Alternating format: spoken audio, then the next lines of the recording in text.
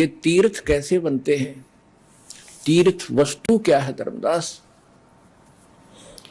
तीर्थ वो स्थान है जहां किसी महापुरुष ने कोई साधना भक्ति करी है।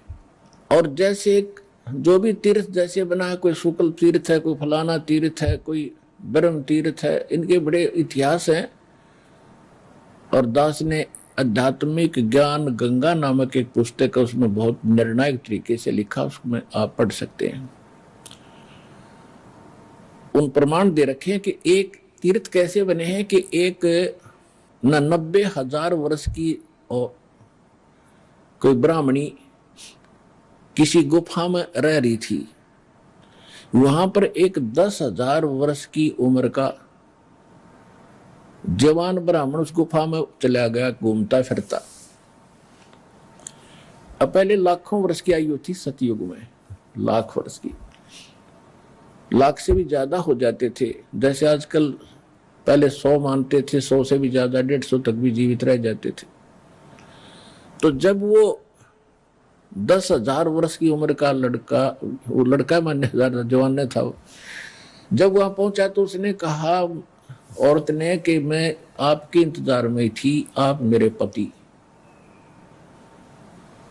और मेरी माँ ने कहा था कि तेरा पति यहीं आएगा, तू यहां बैठी रहना। आज मेरी तमन्ना पूरी होगी। यानी उन्होंने ब्याह कर लिया, ब्याह तो कर लिया, लेकिन फिर उन्होंने सोचा कि कोई ऐसी साधना करें कि अब बुढ़िया जवान हो जा। तो उन्होंने एक स्थान गंगा के किनारे जाकर दोनों ने तपस्या करी। कोई देव प्रसन्न हुआ, उसने क्या मांगा कि हम जवान हो जा, अब बुढ़िया जवान होगी। और फिर उन्होंने जवान हो गए तो फिर क्या क्या होगा तो आपने बेरा में बताऊं नहीं। अब उस स्थान पर वृद्ध तीर्थ माना जाता है, माथा टेकने जाएगा तो मोक्ष होगा। बता, ये तीर्थ है, ऐसे बड़े तीर्थ सारे।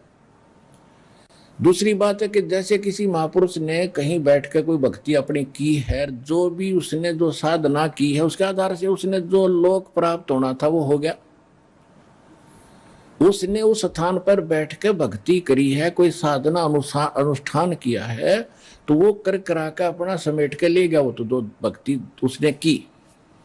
अब ये यादगार है पुराणों में जो लिखा कि उसने वहां ऐसा किया, ये देखने जाओ तो वो अलग बात है, प्रमाणित करने के लिए सचमुच है कि नहीं, वो तो सेकंड थिंग, वो तो भक्ति नहीं है। आपका विश्वास ना गया वो लिखे हुए पर, तो वहां देख के पक्का विश्वास हो जाएगा इसमें जो लिखा सही है। यादगार भी याद, इतनी सी बात है इन तीर्थों की। अब वो व्यक्ति वहां करके चला गया, जैसे एक अमाम दस्ता होता है ना, जड़ी बूटी कूटन का लोह का उखड़ सा, और इतना डंडा हो उसका मुस्सड़ सा लोहे का, तो उसमें जड़ी बूटी सामग्री कूटा करें हो ना, उनकी भी कूट लेते हैं। इन तीर्थों को तो ऐसा जानो ये तो अमाम दस्ते हैं,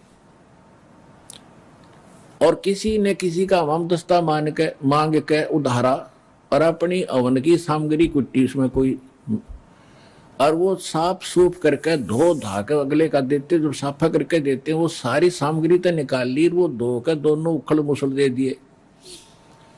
अब उसमें फिर भी महक आ रही थी थोड़ी थोड़ी। उन्होंने देखा कि इसमें महक कैसे आ रही है, उन्होंने देखा कि इसमें कोई सामग्री गुट्टी होगी, आज भी महक आ रही है, 1-2 दिन पाचवा खत्म होगी।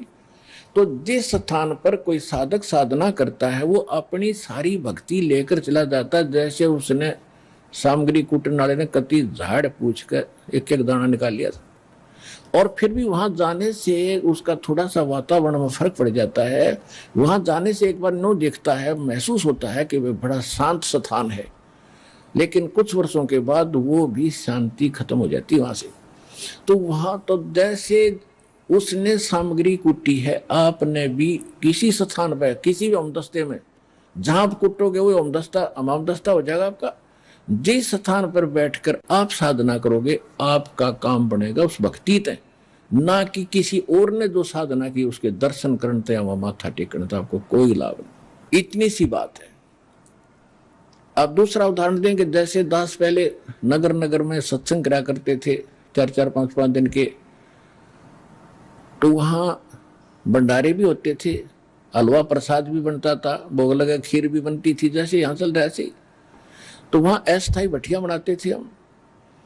अब हम सत्संग करके आ जाते थे और कोई ये कहे कि यहाँ ये पोस्टर कैसे लगे हैं कि संत रामपाल का सत्संग हुआ था, चल देख, आज दिखा के लाते हैं तेरे को, यहाँ हुआ था, इस ग्राउंड में हुआ था, और यहाँ खीर बनाई थी, यहाँ हलवा बनाए थे, मैं भी आया था एक दिन।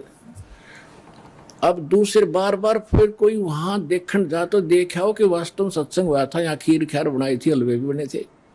लेकिन ना वहां खीर ना हलवे, भट्टी भट्टी है वह खीर और हलवा, वो मंत्र मोक्ष के तो वहां मिलेंगे जहाँ रामपाल सत्संग कराया हुआ।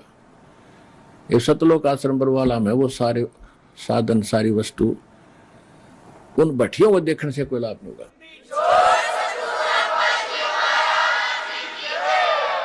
तो जितने भी ये तीर्थ हैं ये ऐसी भट्टी है, जिसने जो काम करना था वो करके चला गया।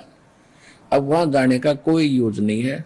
बालक नहीं हो, बुद्धिमान हो, इंटरनेट तक बना लिए, ऐसे बढ़िया बढ़िया बढ़िया सेट सिस्टम बना लिए, कंप्यूटर बच्चे चला लेते हैं, घुमा देते हैं 1 मिनट में। तो इधर भी थोड़ी सी डाइवर्सन करो दिमाग की, ये बहुत अनमोल वस्तु है। और ये तो पेटे का झगड़ा है, जो सारा दिन पढ़ते हैं, तो 15-16 साल बच्चे पढ़ते हैं, 2 रोटी मिल रहा है तो मिल रहा, ना भी मिले वो भी किस्मत वाले को मिलती है।